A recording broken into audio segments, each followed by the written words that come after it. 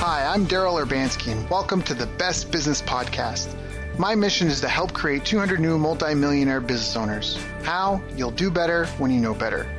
In my interviews, you'll hear from self-made millionaires, seven-figure business owners, authors, and world-class experts sharing how they did it so you can too without experiencing the same obstacles they did. Now, if you like this interview, please share it with a friend you think will benefit. They'll appreciate it, and I will as well. You can also connect with me on social media. Look for Daryl Urbanski, D-A-R-Y-L, Urban Ski, U-R-B-A-N-S-K-I, and add me so we can be friends. Now sit back, relax, and enjoy what I've prepared for you right here, right now. Hello, everyone. Thank you for joining us. My name is Daryl Urbanski, your host as always, and today we are joined by a special friend, Roger Rose. And I've known Roger on and off for, I'd say, around a year, maybe over a year. We've met a couple times. We talked about doing some business together or helping each other and referring each other business and getting involved in projects. And I thought he would be a great person to talk to on the call today because he has a very interesting story. So Roger's family was in the oil business back in Texas when he was a kid. And when he grew up, he grew accustomed to having ongoing income from the oil, that oil money, which was really nice until his family lost the land. And then he actually had to go to work like everyone else and quickly realized that it was hard to earn the income he was used to. So 13 years ago, he saw a way to get to where he used to be financially without his family giving it to him. 13 years ago this month, actually. And he hasn't worked for anyone in over 12 years. And now he's a part of Shop.com, which is the largest shopping portal on the internet. They've got over 50 million products. Shop.com built the Amazon Marketplace and Yahoo shopping site with proprietary software.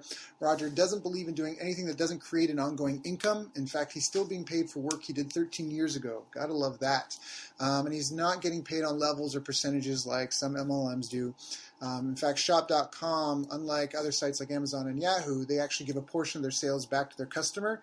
So his focus is helping people create a shopping annuity for the dollars they are already spending. So basically, it pays them an ongoing income for the dollars that they're already spending on a daily basis. So he's got an interesting story. He's definitely achieved some great successes, and I love his philosophy and his approach to business and on life. So Roger, thank you for coming and joining us today. How are you doing, my friend? Well, I'm doing great, Daryl, and thank you for inviting me to the podcast. Yeah, of course. Welcome. Well, again, I think you've got some good value. And again, a lot of times people, they want, like everyone says that they're a hard worker. Like I'm a hard worker and I'm ambitious and okay, you've got those. Those are almost like that's the bar of entry. But then it's, are you doing the right work and are you doing the right things? And sometimes all you need is just a different perspective. You can, what is that? I was listening to Jim Rohn the other day and he was talking about if your goal was to cut down a tree and the only tool you had was a hammer, it'd take you 30 days. But if you had a saw, which is just a different tool, you could get it done in 30 minutes instead. And so I feel that you've got some of that value where we could take some people who might be listening and approaching their business or their projects with a hammer and give them a saw and they could just really cut through and get humming. So, I mean, for you, that's a bit of a, that's a bit of a, I don't want to say shocking transition, but I mean, it's obviously an uncomfortable one to go from, just growing up with a certain lifestyle and expecting things a certain way and suddenly, being slapped in the face and having to go out and make it on your own. So how did you, what were some of the lessons you learned? How did you come into this mentality from, having handed to you? First of all, Daryl, I like your analogy about using a saw rather than hammer. Oh, yeah. That's very true. And, no matter what we're doing, whatever business or what we're doing in life, it's all about finding result-producing activities and focusing on those. I don't believe in having to work harder than the next person. It's just about finding out what things work and concentrate on those. And then the good things happen. Got it. So what was kind of your greatest challenge in your business career? Again, coming into this, I don't know if you can relate to this or not, Daryl, but when I was a young kid, my family, I think our kids were raised on the TV. As soon as we came into the home, my parents turned on the TV, and that TV raised us. And so that's been one of my bigger challenges to get away from things that don't contribute to my success, like TV, and just focus on things that do work. And anytime you work for yourself, especially if you're fortunate enough to work from home, it takes a certain amount of self-discipline. And, that was one of my biggest challenges in the beginning, to be disciplined enough to do the things I knew I needed to do to make money. We tend to get sidetracked, especially working from home. It's too easy to go in and make a sandwich and do the laundry and watch Oprah or. What's so funny is I was actually just talking to a friend about that the other day. I was talking because anyways, I've seen this girl and she came over and and the place wasn't, I don't want to say it was messy, but the dishes weren't done in the sink, and I started to do them. But she's made a comment. She's like, "You're home all day. Why do you let them build up like that?" And it was like, I don't want to give a wrong impression. Like, the sink was full. It wasn't like terrible. Yeah. But she was like, "You're here. Why don't you just do it? Like, why don't you just do it as you cook?" Because that was her thing. My mom, like, we cook as we clean. And I'm like, well, when I'm at work, I need to work. And so when I go get food, I'm just getting food. I'm not getting food and cleaning. You know what I mean? That's not what I'm doing. I'll do that later in the time that I've scheduled for it. So I agree with you a whole 180%. So what are some of the disciplines that you feel that really helped you in overcoming that and getting established in, your work from home, self-employed, entrepreneurial mindset? Well, I think a lot of my successes also had to do with finding good mentors. No matter who we are or at what level in our career, our success, we need to find people that can coach us along the proper road. Hopefully people that have been there and done what we want to do or want to achieve, and that will coach us through that. And I know that's something that you're especially good at yourself. Thank you. I appreciate that. Well, that's the whole purpose of this podcast, in essence, because you're right. I mean, none of us really grew up and learned how to tie our own shoes. None of us taught ourselves how to ride a bicycle. Even to drive, somebody had to show you for everything. And there's no one who goes and wins a gold medal at the Olympics that does it on their own. There's no one who just, they grew up and just trained with some friends and now they're bringing home gold medals. They have to have a coach. And a lot of times they have more than one coach. So you have a diet and a coach, you have your nutritional coach, you have your endurance or strength training coach, and then you have your actual sport specific coach. And so you're right. I agree with you 180%. So that really helped you. Who were some of your mentors, or what were some of the people that you reached out to earlier in your career? Well, some of the people that have coached me throughout my career, I'm not sure if you've heard of Peak Potentials, The Millionaire Mind, T. Harv Eker. I've done a lot of volunteer work for them, and some of their lead trainers and coaches have coached me throughout the years. But isn't it amazing how sometimes we get really busy, but we don't get anything done? Yes. And so it's all about focusing on things that do make that progress, because not a single one of us were born to be a good entrepreneur. That they're all learned traits and habits that we develop over time. Right. I agree wholeheartedly. In fact, we had another interview with Max Carey. It's a very popular interview called $1 Billion in Business Success Tips. And one of the things that he said was, when a lot of people go into business, it's because they lost their job or they're in transition. But what a lot of people don't realize is that when you become self-employed, you're unemployed. Like when you go to start a business, you're unemployed, and nobody has training in being unemployed. And most of us spend our lives trying to find employment, and that's what trap a lot of people fall into, is they create a job for themselves. They don't create a business. So, and oftentimes they don't know any other way to get by. Right. As you mentioned, growing up and my family being in the oil business, and I got kind of spoiled by that. I didn't really have to work for it, and but when I had to get a job like everyone else, I quickly learned that was not going to get me back to where I used to be or where I wanted to go. After getting laid off from a job that I had for 7 years, working in a warehouse, a grocery distribution center, nothing glamorous. But about 6 months into that vacation, someone asked me to sit down and look at a business. And I guess I was just open and minded enough to do it, to look. And I had nothing else to do. They were buying the coffee, so why not? But I quickly saw how I could replace my full-time income working from home. And not everyone would have the guts to do something like that, but I knew that I had to do something different.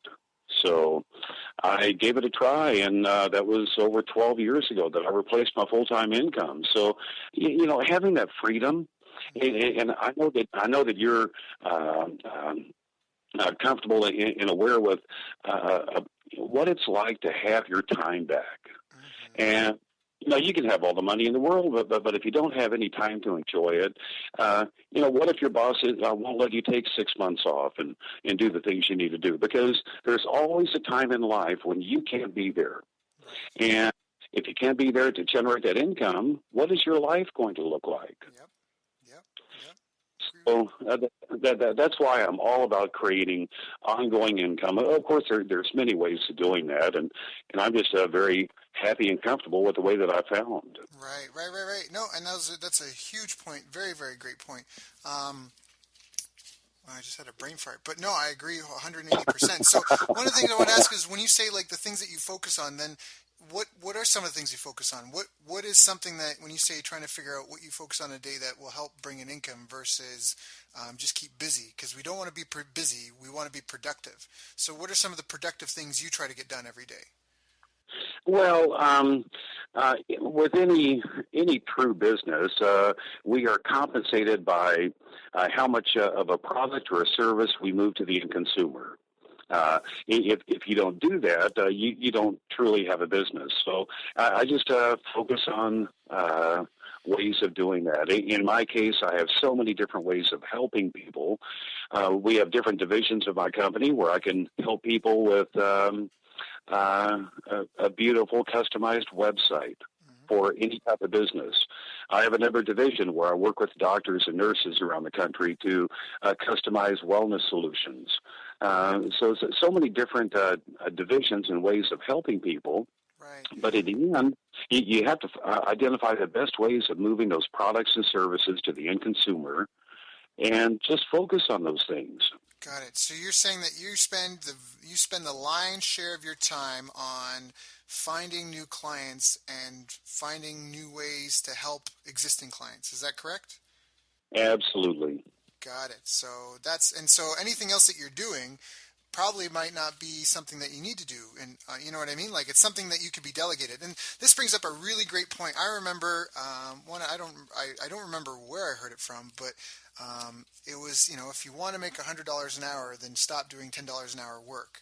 And so it's important to, and it's true, because again, we go back to, I have a friend, actually there's another interview we did, Brad Martineau. He was talking about hiring a driver to drive him and his family from Phoenix to San Diego, because he wanted that time to be able to work, and it was worth it for him to pay a driver to drive them, whatever the hourly fee was, because it would allow him the freedom to keep working on his business. And so he was able to focus on a higher value task versus the other, and I do the same. I'm a big advocate of having like a cleaning lady or someone that comes, I have a lady that comes every other week, and she cleans my place top to bottom, does my laundry, irons, folds it, puts it away.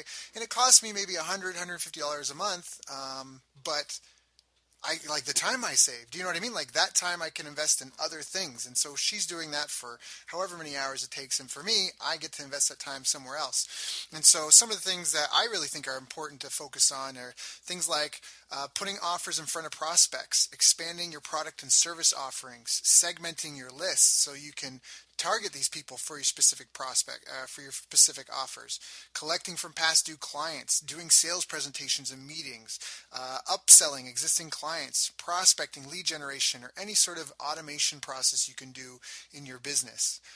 Is there anything that you would add to that list? Well, that's a pretty extensive list, and I wholeheartedly agree. The one thing I would ask is, would you share her number with me? That's right. I know it's a great deal. But again, I have a friend. He's a chef. Same reason. So he can just open his fridge, grab his food, and go sit down and get back to what he's doing. So that's awesome. So all right. So what was some of the best advice you ever got? You mentioned that you had these mentors and people that were coaching and help you. So what were some of the big ahas that you were told or taught specifically? Is there anything you can share with us? Well, but one thing that stands out for me is, and there are so many, but how you do something is how you do everything.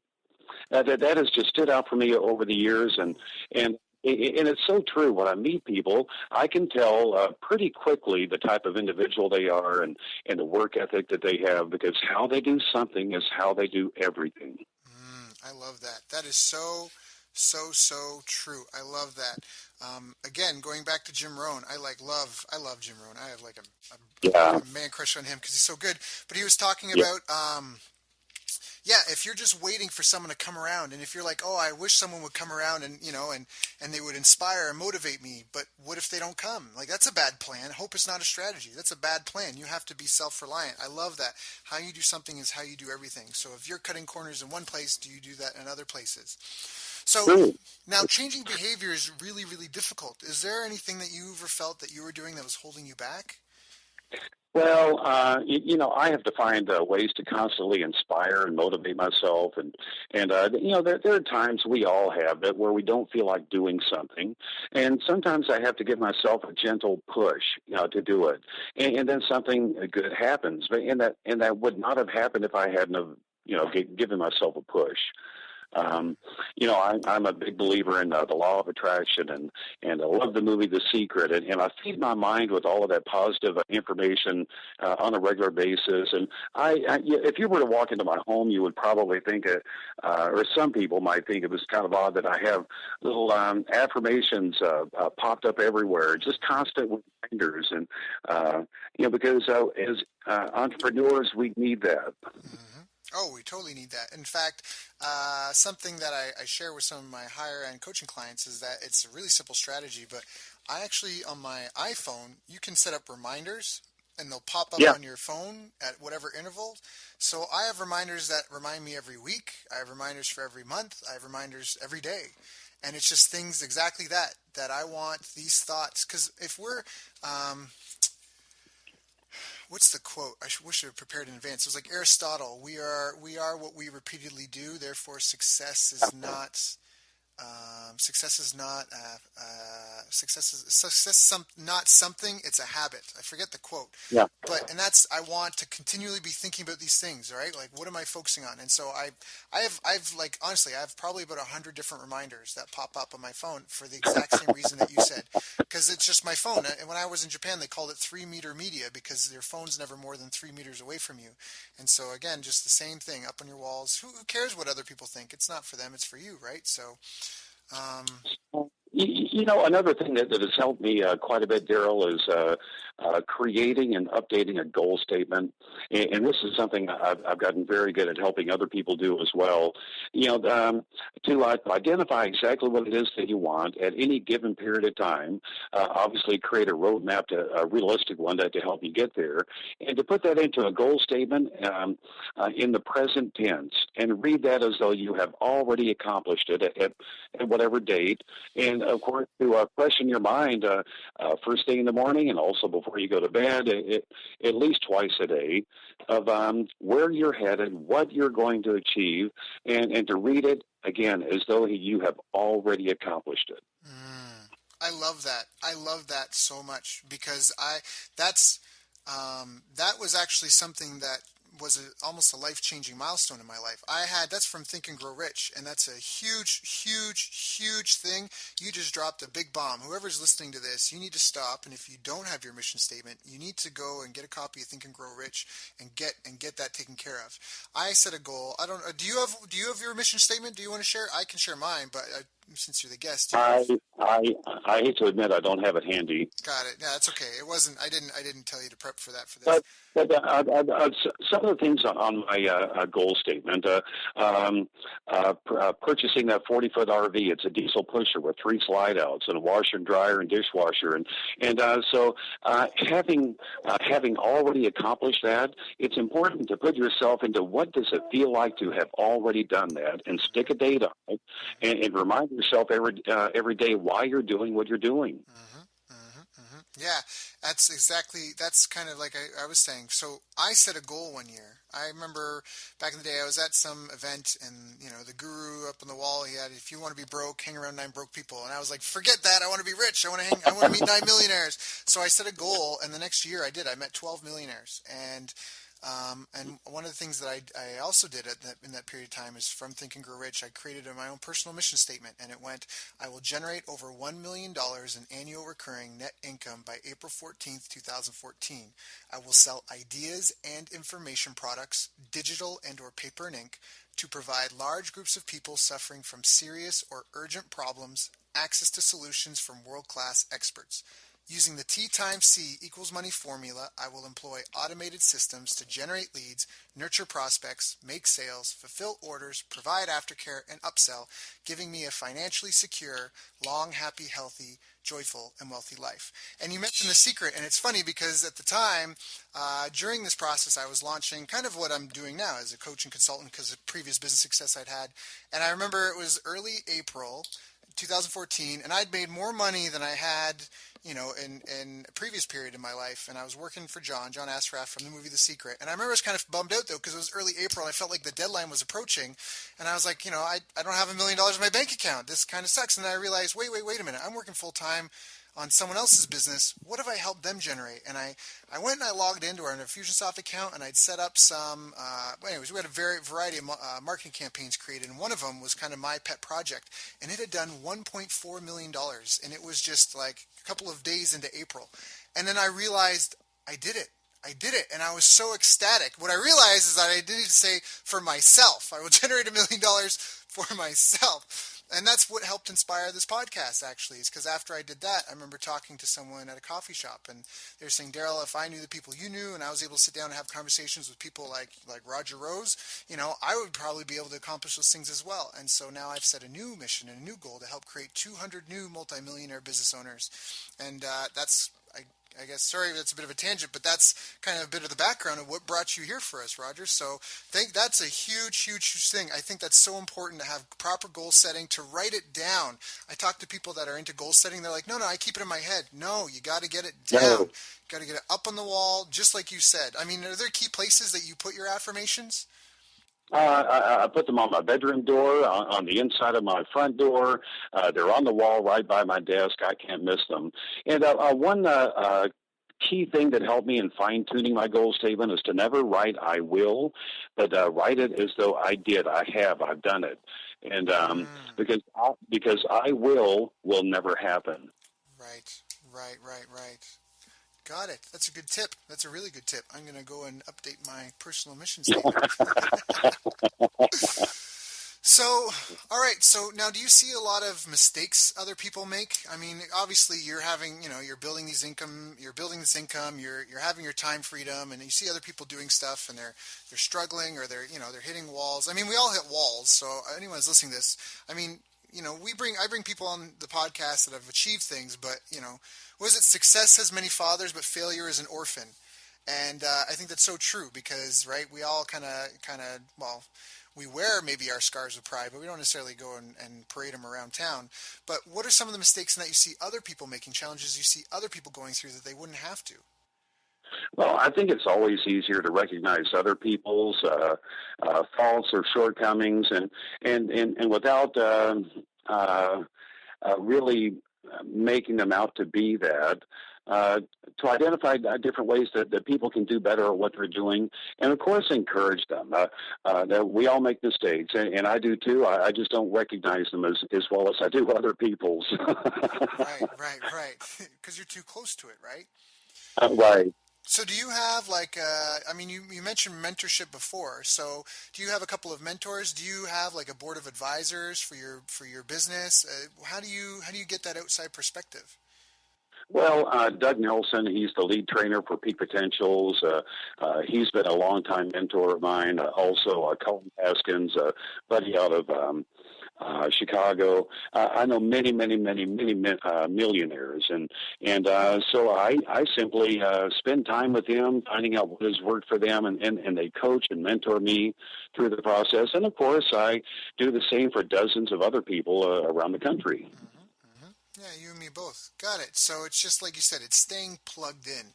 It's understanding that you just need that. You need that guidance. And the other I don't know if it's a harsh fact or reality, but people always take advice from people who are not qualified to give it. You have a friend that's a great hockey player, and so you ask about you ask about nutrition, or you ask about like dating advice. But they say never Yeah. take advice from someone you don't want to trade shoes with for that thing. They may be very knowledgeable about, they may be very knowledgeable, say, about how to get dates, but you ask them about how to balance your checkbook, that's a bad idea. Or, and people do that all the time. So you've got specific mentors for specific things, correct? I do. I do definitely. Got it. That's awesome. So are there any books or anything that you like to read as well? Is there anything that you would recommend to people listening to this? Oh, so many. Who Moved My Cheese? Secrets of the Millionaire Mind. Of course, The Secret itself. Um, so many. And you've mentioned several, and Think and Grow Rich. It's just been for decades. I've just immersed myself in the teachings of some of these pioneers, and I try to stay abreast of new books that come out too. That I can usually find at least one nugget in every book I read. Yeah, I like that you said that. There's a great quote: "The book you don't own, you can't read, and the book you don't read can't help you." So Yeah. if there's a book that someone mentions that can have, I buy books off Amazon like I'm a crack addict. Like anytime there's a book I don't own that someone says has given them any sort of value, I get it because I need to own it first of all. And I've got books that I've read and haven't read, but at least you can crack it open and get something from that book. Just get something. Books are such a great way to learn because people pour their heart and soul and their lives experience into books. And you can just, for a couple of bucks, I buy them used on Amazon sometimes for $1 plus shipping. I mean, it doesn't get much better than that. You get some guy's 40 years of experience in building and growing businesses, and you just, you don't think you'll read it, so you don't bother buying it. I mean, to me, that's just a waste. Nowadays, people keep their entire library on an iPod. Right. It is crazy. It's so crazy. That brings up a really excellent point because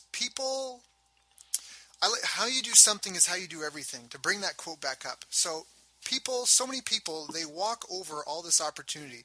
People don't realize, like when you go on Google, Google is phenomenal. I mean, before the internet, if you had a question, your only way to get an answer was to ask your friends and family and draw on their formal training and their life experience, your own formal training and life experience. And if that didn't solve your problem and that didn't give you a satisfactory answer, you had to get in some sort of transportation vehicle, go to the library, find the section with the books on that, look at the books, pick a couple that you think might have the answer, and then go sit down and then go research through it and read it and then make photocopies, or take the book. Like, it was just such a long... Now I've got my phone. I can instantly access... Like, people are listening to this right now. Do you know what I mean? Like, they're instantly accessing and plugging in. We have mind share space. They're downloading our knowledge directly into their brain. Ooh, I'm throwing my phone as I'm talking. I'm getting animated here. No one can see me. But... it's just so powerful. I mean, you can go and look up in Google and find the world's leading expert in X and then find them on social media and just send them a personal question. Just reach out and build a relationship with that person. Keyword research. I love how people, they gloss over keyword research. They don't even realize what they're doing. You are like reading a collection of people's thoughts that has been plucked out of their head and put into a database for you that you can count and see how many people are searching for this problem. Do you know what I mean? Like, how great would that be to be able to read your prospect's mind and know what they're thinking and know the questions? But so many people don't recognize the tools that they have. And so again, how you do something is how you do everything. And just like you said, you can carry a library. You can carry an entire library with you in the palm of your hand. That is phenomenal. How many people care? No. Most people are watching Family Guy or Dawn of the Dead or whatever the newest show is, right? So I'm like you. Do you own a TV? I don't even own a TV. I watch movies, but if I do, it's on my laptop. Otherwise, that's it. I won't turn my TV on before 9 p.m. I figure by 9 p.m. it's too late to talk with anybody. Right. But, you just mentioned something about reading people's minds. Because I've had people ask me before if I could have a superpower, what would that superpower be? And I believe if you had the power to read people's minds, you could own the world. Oh, yes. agree.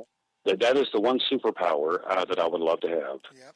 Well, Zig Ziglar said that. He said you can have anything you want in this life as long as you help enough people get what they want. And I think Right. that's exactly it. If you could read people's minds, if you knew what their hearts desired or what there's another one. This is Dan Kennedy. He said, we're all living quiet lives of desperation. If you don't think someone's desperate, then you just don't know their thing. And I think that's true. I think there was another book. It was, for entrepreneurs only. I forget the quote, but it was like this deep secret terror that all entrepreneurs live in. Because even when you've got cash flow coming in, I mean, I think when you maybe first make some money, you celebrate and you feel like things are going to be phenomenal forever. Like my life is set. And then obviously that doesn't necessarily happen because it's something that you can automate it. You can have, multiple streams of income, all that stuff, but it still takes maintenance, right? If you don't maintain your garden, the weeds will take it over. So you just can't eliminate that. And even if you hire people to maintain the garden for you, you still need to maintain the maintainers, right? So there's always some level of involvement, even if it's nominal. And I just think that a lot of people get caught up in these I'm going to make money forever and I'm just going to sit on a beach. And I don't think that that's a real analogy of how it actually works in life. And so I think that there's got to be some sort of balance between, I can honestly say that I've spent a lot of my time on the beach with a laptop and a phone and having the convenience of operating my business that way. But isn't it fun or funny too that no matter how much money we earn, we can find a way to spend it. Yep. Yeah. And it's never enough. It's never enough because you get comfortable. You expand. You start taking on sponsoring kids in poor countries. You get involved in different projects. Exactly. It's not, there's nothing static. So I think it's an ongoing process. I think, and it's the same reason, I think what we're about to encroach upon, it comes back almost full circle to what we said at the very beginning. How you do something is how you do everything, because, like the lottery winners, people are always like, oh, if I had $1 million, all my money problems would be solved. No, they're not. If you have bad habits, and it goes back again, we say about the discipline of how you manage your day. I think in business, it's very Shakespearean where we all fall victim to our own flaws. Because if you inherit $1 million, but you have terrible money habits, you just amplified the problem. You didn't fix it.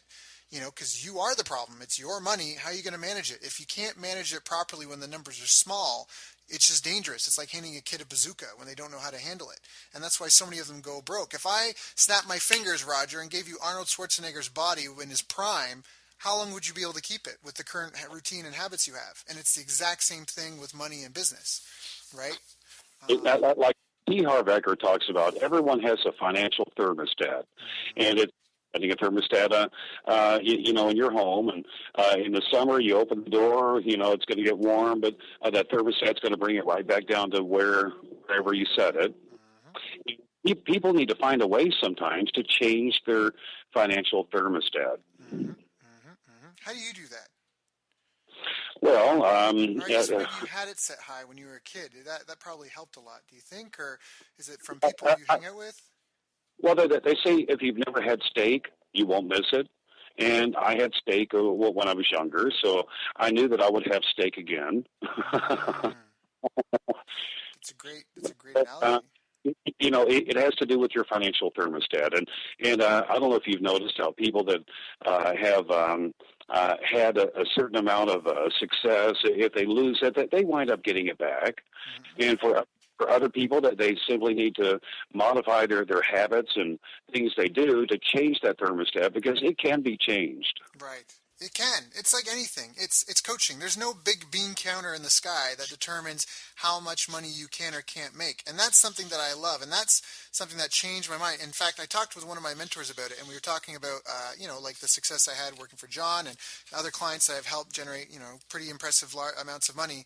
And I was just talking about when I cut my teeth, I was in a small business. I was in a martial arts school in a small town, like 100,000 people, and it's like the martial art was Gracie Jiu-Jitsu, Brazilian Jiu-Jitsu. And so out of 100,000 people, even if we're generous and say 13% are interested in martial arts, that's 13,000 people. How many of those are actually interested in training? Do you know what I mean? Like, let's even be generous. Let's say there's 10,000 people. Okay, but there's so many different arts. How many people are interested in your art? Do you know what I mean? Like now we're down to a few thousand people. And then there's, all your competitors. How are you going to share those? And so I didn't realize, again, you know better when you do better. I was working with a hammer. That's all I had. I automated the snot out of my business. I had all my marketing up and my funnels and that. And then when I stepped into a business that was, they sold remotely, do you know what I mean? I had an international audience, and I applied those same principles from the disciplines that I developed when I was doing something small. And it's almost like if you train for a marathon with heavy boots, and then you can take them off and run. That's part of what I feel has been so successful is realizing, and sometimes it's just little things that hold people back, and they don't even realize it because they don't know what they don't know. Does that make sense? I don't know if I went off on a side tangent or not, but. It definitely makes sense. And, times have changed. Today we live in a different era than, even 10 years ago. And social media has played a huge part in my success in my business and learning to properly use social media. So you're not pushing and promoting, but you're sharing real experiences with people and branding yourself, because when people see your picture on social media, what are they going to think of? Right. And that all has to do with the way you're branding yourself and your business and whatnot. But and the relationship you're building with them over time. Absolutely. And isn't it amazing how that has really changed the paradigm of business? Yeah. Oh, yeah. It's provided transparency, and again, it gives you access to people almost never seen before. And some of the tools, now there's so much available for people. Anybody who's complaining from a lack of opportunity, they're walking through a forest looking for firewood, and they're trying to find the fallen tree that's just been sitting there dry and just waiting to be picked up and taken home. But you'll find that, but you'll have to cover a lot of ground to get it. If you're willing to just cut a tree down and cure it and take care of it, then there's so much opportunity. I don't know where I heard this quote, but it was, most men are like lobsters sitting on the rocks at shore waiting for the tide to come in, and they'll sit there until they die, even knowing that if they move just a few meager feet, they would have a full ocean of opportunity available to them. Something like that. But I feel like that's real. I don't know if that's true or not with lobsters, but everyone seems to be looking for a shortcut too. Mm-hmm. And, quick and easy doesn't last long. Yep. When you build something, it needs to be for the long haul, something that will last you. And then, let's say in business, something that will pay you for a lifetime that you can pass down to someone as a legacy. And typically, if you're looking for shortcuts and quick and easy, that won't ever last. Right. Yeah, we all want to learn ways to do better, and that's fine. To want to know how to do something better, or what's the newest way to do it that's working best for people, or how can I make it better? We as humans, we focus on scarcity. We don't talk about the abundance of fresh air. We talk about the scarcity of it, right? We don't talk. The news isn't about how great life is. It's about the scary things, right? Like loss of death and scarce safety and security. So we're so focused on that and trying to improve things that we often forget right? That we often take it too far, in essence. Like you said, like looking for the get rich quick scheme, things like that. I know people that they've been chasing pipe dreams for years, and meanwhile they're walking by dollars and $100 bills and $1,000 bills, trying to chase nickels and pennies because they think that one nickel or penny is going to pay them for the rest of their life, as opposed to developing the discipline and stepping into their ideal person who has a lifestyle that gives them that Arnold Schwarzenegger body, that lifestyle that lets them manage their money. So even if they're only making a couple $1,000s a month, that they're good. They've got everything covered. They've got their bases covered. They're managing it intelligently. So if they were all of a sudden to get a surge of income, it would be managed properly as well. I learned something when I had martial arts. I was blessed to be able to train with a lot of world champions and Olympic athletes. And one of the things that I realized was a lot of these people, when they go in to compete, they don't go to the world championship expecting to be ordained world champion there. They go there knowing they already have to be the world champion when they show up. That day is just the day the rest of the world finds out about it. They already have the disciplines. They already have the world-class mentors. They already have the diet. They already use their day. They're 20. All we have, Roger, you, me, everyone listening to this call, all we have is 24 hours every day. And the name of the game is results. And how do you use your time better than anyone else to get better results than them? And that's basically it. You go and you want to compete against everyone else in the world for ping pong. You got to have a better. The only way you're going to get there is if you are better disciplined to be a ping pong player than anybody else in the world. And that's it. I mean, wouldn't you say? Is that? I mean, I feel that's the theme of this call. Yeah. And those athletes, I guarantee when they wrote their goal statement that they didn't write it in a way that I'm going to win this or I did that. It's as though they have already done it. They're sitting in the place and feeling the glory. Are you still there? Or did you cut out? I am. Oh, okay. Yeah. I didn't know if that's in your sentence. I'm like, yeah, Roger, yeah. Roger? Anyways. Your laugh reminds me of Alan Watts. Has anyone ever told you that? Oh, no, I've never heard that. Oh, no, you guys have the same laugh. So anyways, so, all right, Roger, I think we've given a ton of great information. I think this is a phenomenal call. People, if you haven't taken notes, go back, listen again, create your checklist, take your action items. What can you get done in the next 24 hours? What can you get done in the next week? What can you get someone else to do for you to help you accomplish more? And what could you be doing better? What discipline is holding you back? What discipline do you need to get you from where you are to the next level? How would you spend your day in your life and your time on a day-to-day basis if you were the person you're trying to be? Think about that, document that, compare it to what exists, and find coaches, support, find the community, find the people you need to be surrounded by, do whatever you need to do. Have a buddy that you owe $100 if you haven't accomplished blank by the end of the week to hold yourself accountable and to develop those habits and behaviors and to the disciplines to be the person you want to be. So please, if you haven't, again, take those notes, go back, listen to this call a couple of more times. There is so much value in this, Roger. I'm so appreciative that you came on to call today. What are you working on these days, buddy? What are you excited about? Well, I've got this new way of helping people create a shopping annuity on the dollars they are already spending. So without taking anything more out of their budget, just helping them find a way to create an annuity. And by that, I mean an ongoing income based on what they are already purchasing. And so just showing these things to people can be mind-blowing.